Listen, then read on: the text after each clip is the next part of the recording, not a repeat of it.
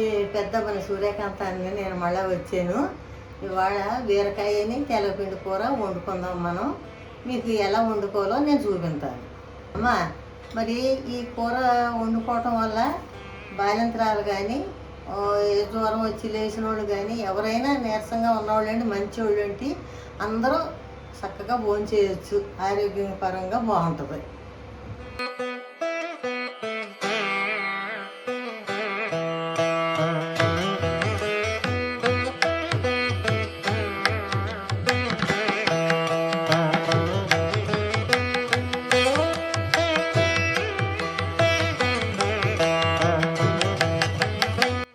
ఇదిగోమ్మా, నేను గ్యాస్ వెలిగిస్తున్నాను.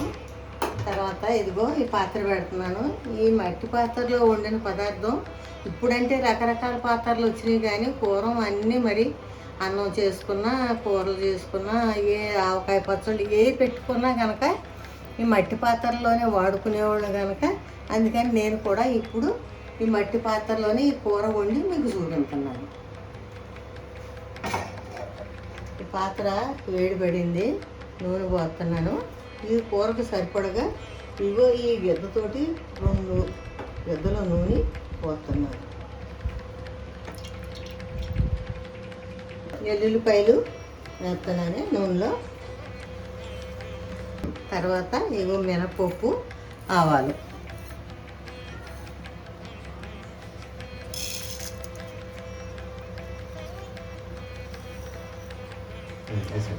కొంచెం జీలకర్ర.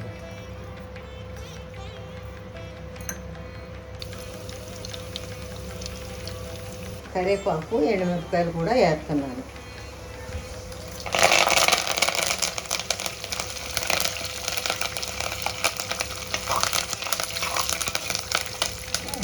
ఇప్పుడు పచ్చిమిరపకాయలు, ఉల్లిపాయలు కూడా వేస్తున్నాను.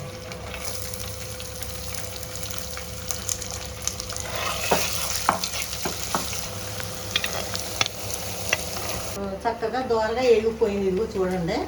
ఇప్పుడు ఈ బీరకాయ ముక్కలు కూడా నేను దాంట్లో వేస్తున్నాను.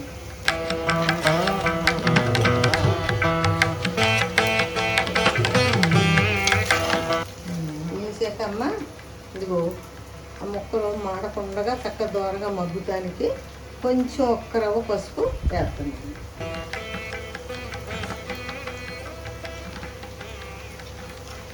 సాల్ట్ కూడా వేస్తున్నాను. మనం తయారయ్యాక తెలగపిండి కూడా వేసాక మనం చూసుకుంటాం కదా, కారం ఉప్పు అన్నీ సమానంగా సరిపోతే దింపేసుకోవచ్చు.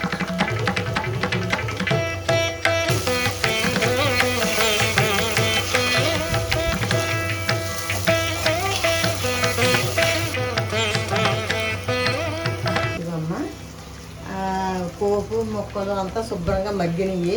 ఇప్పుడు కొంచెం నీళ్ళు పోతుంది.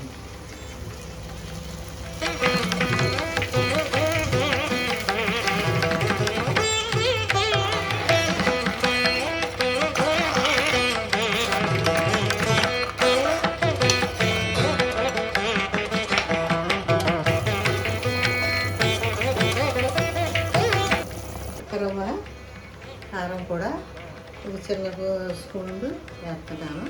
మీరు కూడా అలా వేసుకోండి. అక్కర్లేదు కమ్మగా ఉంటే చాలే అనుకుంటే వేసుకోక్కర్లేదు. కొంచెం ఘాటుగా ఉండాలి అంటే వేసుకోవాలి. కూర దగ్గర పడిపోతుంది. ఇప్పుడు నేను తెలగపిండి పొడి కూడా చిమ్మేస్తున్నాను. ఇది మగ్గిపోయాక ఒకసారి తిప్పుకొని ఇది ఎలా అవుద్ది అంటే కోడిగుడ్డు పొడట్లాగా అయిపోద్ది. అప్పుడు మీరు దింపేసుకోవచ్చు.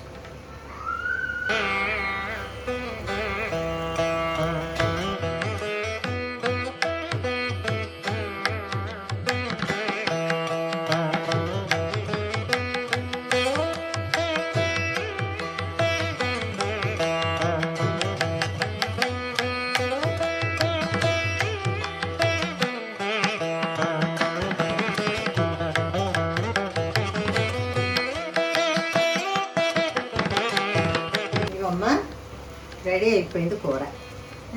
ఇది బౌల్లో తీస్తున్నాను, చూడండి.